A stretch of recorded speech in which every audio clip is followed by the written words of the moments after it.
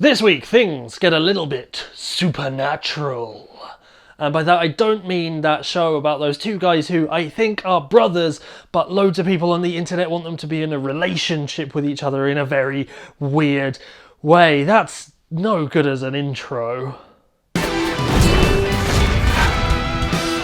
Greetings superhumans and welcome to So You're a Superhero, where this week, to celebrate the spookiest time of year, we're looking at a bumper crop of mystical, magical superpowers. Although I will say right now that if even one of you motherfuckers mentions Twilight in the comment section, I am cancelling this show. Go on, try me. Anyway, join me as we get beastly, ghostly, hellish and dickish in that exact order with the power set known as Supernaturalism.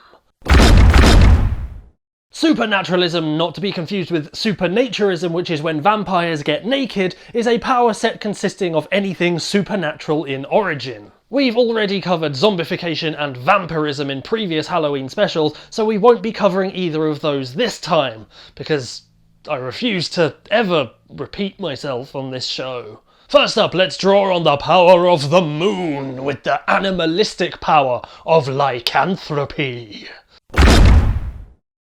Lycanthropy is the ability to shift from human form into a wolf or wolf-human hybrid creature.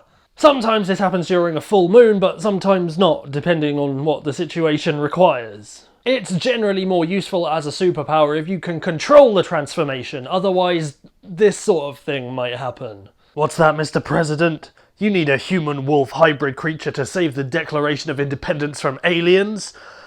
Well, it's the middle of the day and it's not even supposed to be a full moon tonight, so sorry. Yeah, do you know what's really spooky? Getting arrested for treason. Anyway, lycanthropy can provide you with superhuman strength, stamina and agility, as well as pointy monster claws to gouge and scratch your enemies. These pointy monster claws hurt like a bitch. Although, on the other hand, you might end up slaughtering your friends and family and devouring their still warm flesh. Whoops. So yeah, swings and deadly roundabouts. Next up in our spooky tour of the supernatural is Incorporeality. Incorporeality essentially means that you are lacking a physical body and exist only in spiritual form. While this may not seem like a fantastic superpower, remember, you can go through walls. Ooh. Which is just like intangibility, which we covered ages ago. But you can possess objects and move them around like a poltergeist.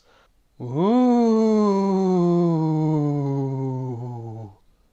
But you could also do that with telekinesis. And it's also pretty much the same as just moving shit. Alright, maybe swing and a miss with this one. Let's move swiftly on to demonic physiology.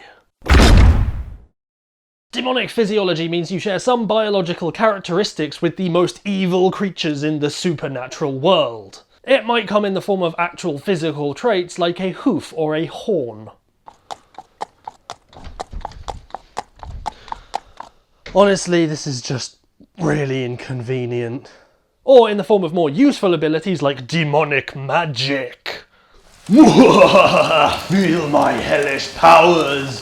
This kind of just seems unnecessary. However, even with all the magic and evil and fire and whatnot, you'll still have a certain susceptibility to exorcisms. The power of Christ compels me! This really stings. So, don't mess with exorcists and you'll be all good. If you're okay with being completely and utterly evil, that is. Speaking of evil, let's move on to the final piece of supernaturalism, occultism.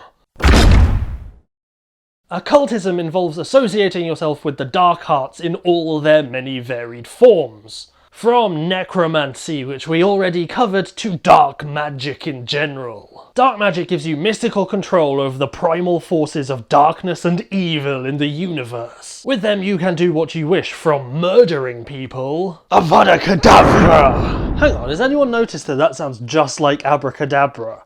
Yes, everyone has. To summoning full-fledged demons to rain down death and destruction upon the world.